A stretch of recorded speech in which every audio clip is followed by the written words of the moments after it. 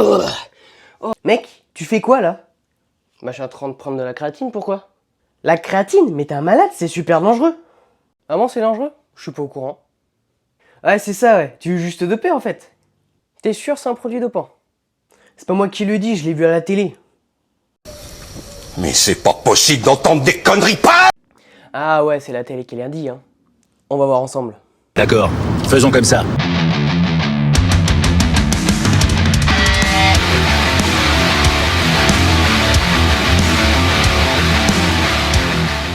Qu'est-ce que la créatine? La créatine est une molécule présente naturellement dans notre corps, notamment dans nos muscles. La production industrielle de la créatine se fait la plupart du temps par synthèse chimique pour retrouver le fameux complément alimentaire, la créatine monohydrate. Nous avons d'autres formes de créatine, mais la forme la plus courante est la monohydrate et c'est souvent celle de meilleure qualité. Alors, est-ce que la créatine est vraiment dangereuse pour la santé? Eh bien, selon le Journal of International Society of Sports Nutrition de 2007, aucune preuve scientifique recevable ne montrerait que la créatine serait dangereuse pour les adultes en bonne santé.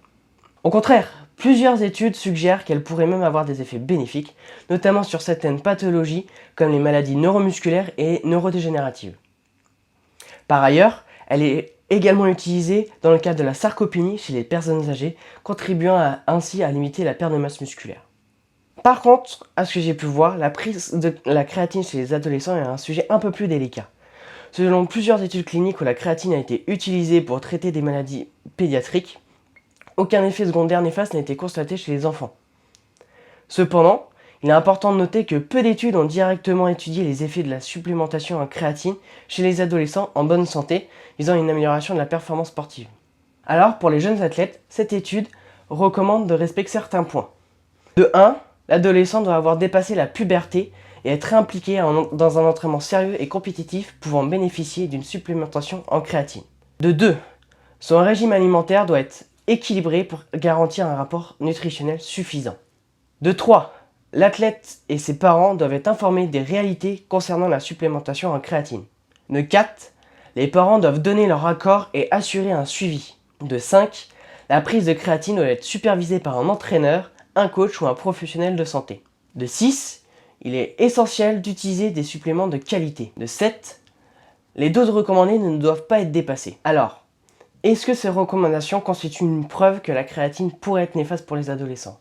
Absolument pas. Ces recommandations permettent juste de créer une sécurité pour les jeunes athlètes qui ont moins de 18 ans et donc qui sont mineurs à ce moment-là. Donc, on prend encore plus de précautions lorsque les mineurs prennent de la créatine. C'est tout. Alors, est-ce que la prise de créatine pourrait engendrer des effets secondaires?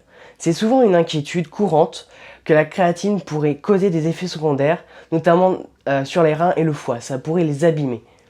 Alors que, d'un point de vue scientifique, il n'y a aucune preuve solide qui ne corrobore cette idée. En revanche, une seule étude menée sur 19 footballeurs a suggéré que la créatine pourrait amplifier les effets de l'asthme. Toutefois, il faut relativiser ces résultats, car ce n'est qu'une étude menée sur 19 footballeurs où en fait les 19 ne sont pas asthmatiques, ce n'est qu'à peu près la moitié du groupe, et en plus ces résultats doivent être confirmés par des recherches plus approfondies.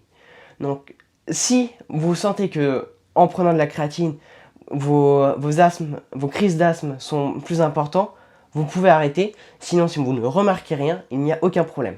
Alors, est-ce que la créatine est dangereuse?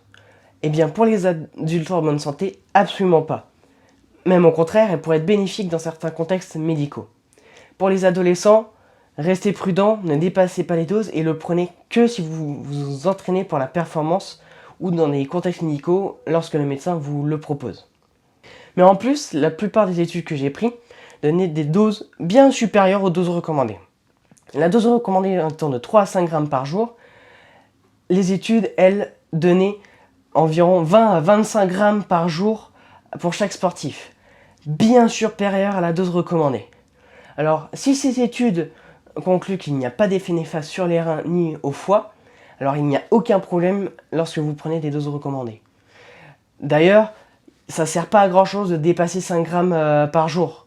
Pour 99% des gens, ça ne sert à rien. La plupart du temps, vous allez juste les éliminer en le pissant en fait. J'ai pas fait. Trop dégueulasse! Alors, est-ce que la créatine est efficace? Eh bien, elle permet de contribuer à l'amélioration des performances, surtout dans les sports qui demandent de la puissance et de l'explosivité, avec de la contraction maximale, des sprints maximaux ou des sprints répétés par exemple. Et donc, beaucoup de sports sont inclus, comme l'athlétisme, par exemple le rugby, l'haltérophilie, la musculation, etc., etc. La créatine n'est par contre pas la cause de la prise de muscle ou de la prise de poids. C'est plutôt le résultat d'une amélioration de la performance grâce à la créatine que la cause. Donc, si vous prenez de la créatine, ça ne veut pas dire que vous allez prendre du muscle, d'accord? Si vous prenez de la créatine, ça va vous permettre d'être plus performant et donc du coup prendre plus de muscle. La créatine permet aussi une meilleure récupération. Elle permet d'avoir moins de courbatures, moins de crampes, moins de blessures musculaires, etc., etc. La créatine permettrait même d'améliorer nos capacités cognitives, notamment dans la mémoire à court terme et mémoire de travail. Mais on n'ira pas plus loin, parce que de toute façon en haltéro ou en muscu, tout ce qu'il faut c'est soulever des trucs, et c'est tout. Ouais, c'est pas faux. Alors, le dopage.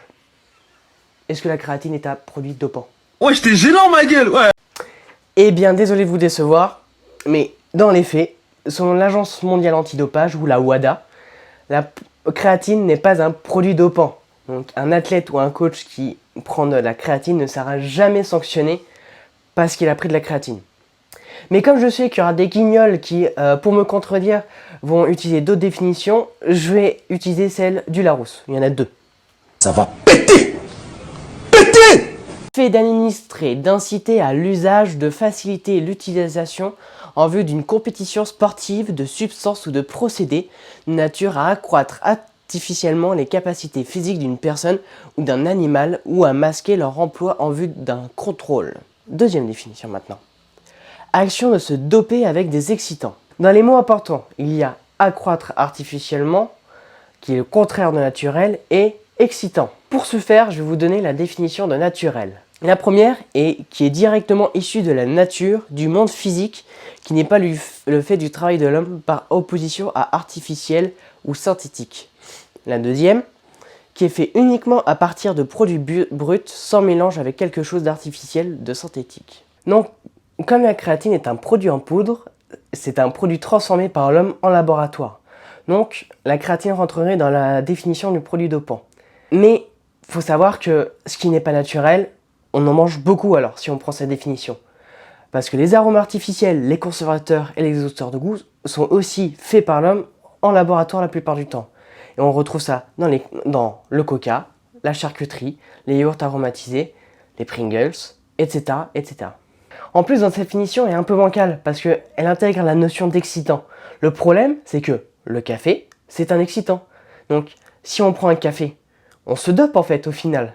Tous ceux qui prennent des cafés, vous êtes des putains de dopés, mon enculé.